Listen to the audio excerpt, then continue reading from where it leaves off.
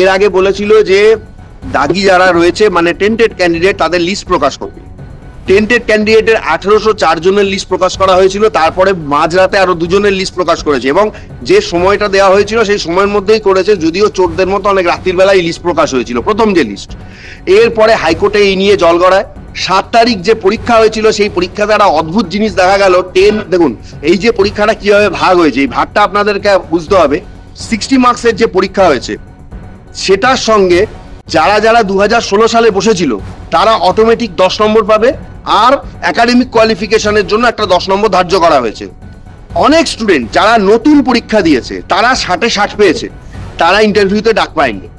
অথচ যারা পুরনো ছিল তারা কিভাবে ডাক পেয়েছে, তারা 60 কম পেয়েছে। কিন্তু এই তাদের 10 হচ্ছে তাদের ইন্টারভিউ, মানে হচ্ছে তাদের এক্সপিরিয়েন্স, এবং 10 একাডেমিক।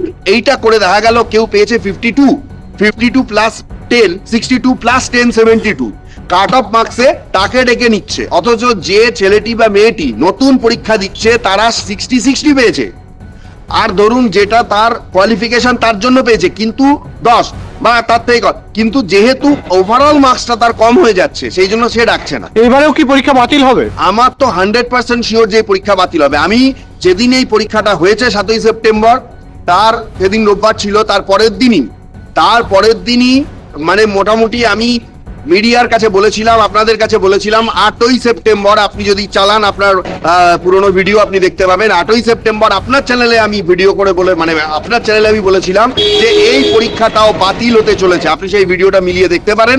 এই পরীক্ষা বাতিল হবে, তার কারণ হচ্ছে যে টেন্টেড ক্যান্ডিডেট যদি একজনও বসে থাকে। এবং আমি আবারও বলবো, রাজ্য সরকার যত রিভিউ পিটিশন করেছিল প্রত্যেকটা রিভিউ পিটিশন এই যে ক্যান্ডিডেট গুলো তাদের মানে কি বলবো, মানে একটা পাতি বাংলায় কথা আছে না যে পেছনে বাঁশ দিয়ে দেওয়া, ঠিক এই বাঁশ দিয়ে চলে গেছে। এত কঠোর কিন্তু সুপ্রিম কোর্ট ছিল না।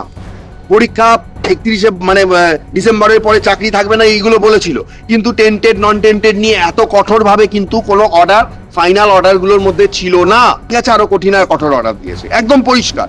আমি আপনাকে বলছি 7ই সেপ্টেম্বরের মামলা হাইকোর্টে তো বাতিল হয়তো হয়ে যাবে, যদি হয়েও যায় রাজ্য সরকার যাবে সুপ্রিম কোর্টে এবং সুপ্রিম কোর্ট সেটাকে রাখবে না, এটা আমার মনে হয়।